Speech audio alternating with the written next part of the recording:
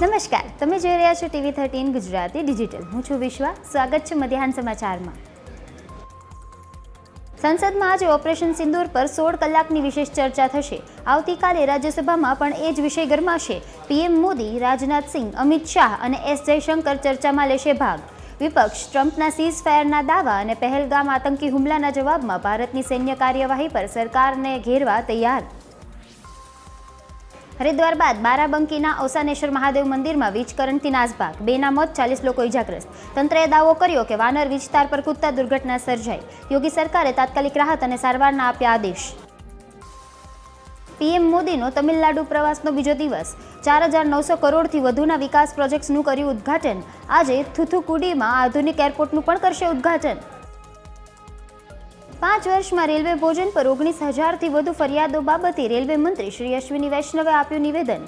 કહ્યું કે મુસાફરોને શ્રેષ્ઠ અને યાદગાર સેવાઓ આપવી એ જ રેલવેનો સંકલ્પ છે. IRCTC સામે 3137 કેસમાં દંડ ફટકારાયો છે અને સાથે જ સેવાઓમાં સુધારો કરવા માટે ટેકનોલોજી આધારિત પગલાં લેવામાં આવી રહ્યા છે.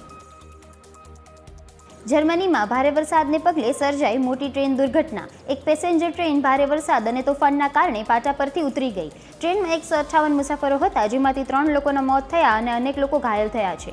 બચાવ કામગીરી અને તાત્કાલિક રીતે શરૂ કરવામાં આવી છે અને હેલિકોપ્ટર અને સ્પેશિયલ ટીમોને પણ તૈનાત કરાઈ છે.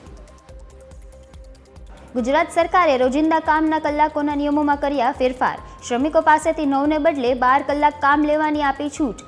બહાર પાડ્યો વટહુકમ. કામદાર સંગઠનોએ આ અંગે નોંધાવ્યો વિરોધ. ગુજરાતમાં હવે પુલો અને સરકારી ઇમારતોની સુરક્ષા માટે વિશેષ ઓથોરિટી રચાશે. ગંભીરા બ્રિજ દુર્ઘટના બાદ ગુજરાત સરકારનો મહત્વપૂર્ણ નિર્ણય. આ પગલાંથી રાજ્યમાં ઇન્ફ્રાસ્ટ્રક્ચરની સલામતી અને સમયસર જાળવણીમાં વધારો થશે.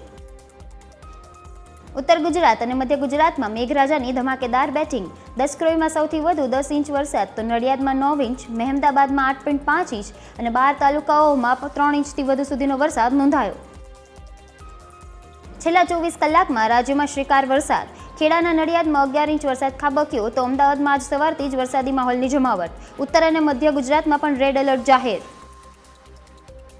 આજે પવિત્ર શ્રાવણ માસનો પ્રથમ સોમવાર. શિવાલયોમાં ઉમટી ભક્તોની ભીડ. હર હર મહાદેવના નાદથી ગુંજ્યું વાતાવરણ. પ્રથમ જ્યોતિર્લિંગ સોમનાથ મહાદેવમાં પણ ઉમટ્યા ભક્તો. મધ્યાહન સમાચારમાં હાલ આટલું જ. જોતા રહો TV13 ગુજરાતી ડિજિટલ.